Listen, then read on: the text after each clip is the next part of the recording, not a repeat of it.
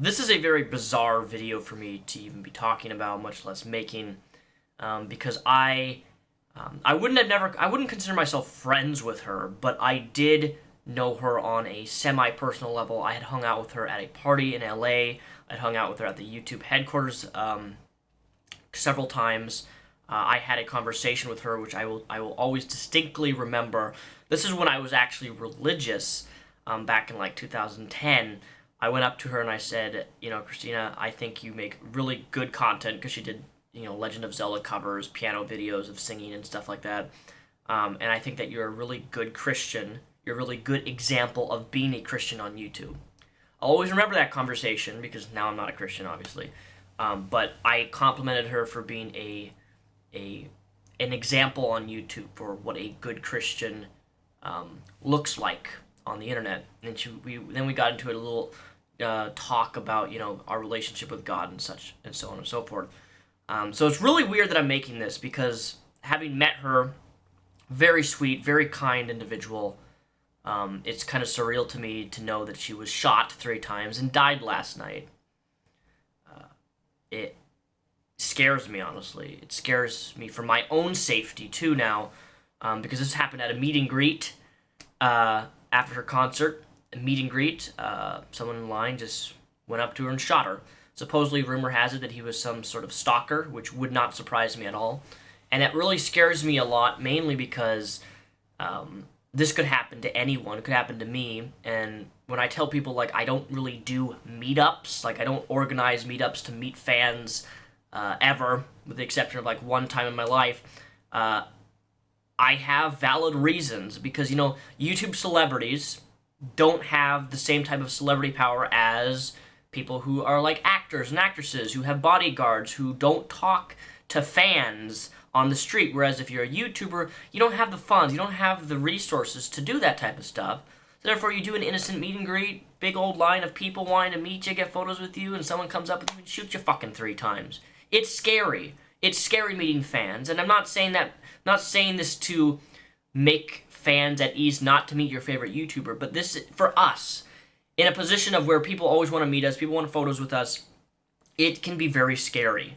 And from this instance, it's made me more secure in what I already believe about not doing meetups and things like that, because I have a lot of people on the internet that hate me. Christina Grimmie was loved by, like, everybody I possibly know. Everybody loves her content, loved her, what she did, loved her singing voice, loved her talent. And here's me over here, I have a large portion of people who hate me. So it makes me even more uneasy to do meetups and fan group meetups like that. I meet fans in public places. I have done it before, but it's definitely a scary experience. But one of the biggest things that I keep seeing on Twitter with the trendy Twitter trends is the fact that people are trying to push their political agenda with this murder. And for those of you who don't know, the person who shot Christina Grimmie blew his brains out. So we have no context of who this guy was, other than we think that he was a stalker. Some people say he was an ex-boyfriend, but I don't know. I have no idea. People are using this death of Christina to push their political agenda, to take away gun control. And this gets so repetitive to say, but it's fucking true. Okay, even if we don't push your political agenda with someone's death like this. It's so fucking morally and unethically, I think it's fucked up that you would try to push your political agenda for gun control, or why you should vote for this president because Christina Grimmie fucking died. Like, where does your mind have to be? Are you that much of a person not able to sympathize or empathize with the death of someone that millions of people loved? It's almost as bad as the fucking religious people who came out against Robin Williams when he committed suicide, claiming that, he's burning in hell forever. Like, you gotta be a certain fucked up level to really say things like that and push towards your religious agenda. And now it's just going to this political agenda of gun control and all this crap. People kill people, guns make it easier to kill people, but it's never the gun's fault. It's the person behind that trigger that makes the individual choice to kill someone. But somehow people like to propose that, hey, if we take all guns away in the US, they would solve the problem. No, that's never gonna happen. That's not possible to happen, because almost we have millions. We're the biggest country in the world that has almost every, 1 in 2 people have their own firearm. Or I'm throwing that statistic out of my ass.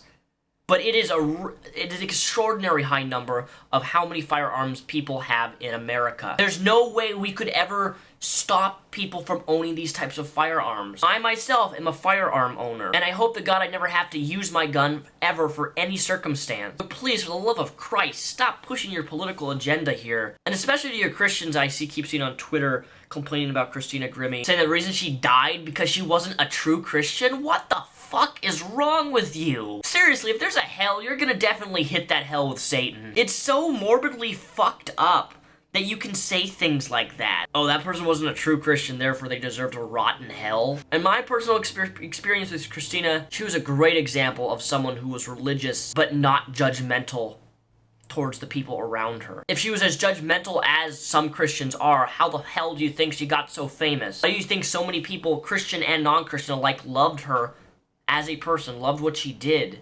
Because she had passion, and she had an understanding, I believe, of what and how a Christian should act and reflect their personality to the world.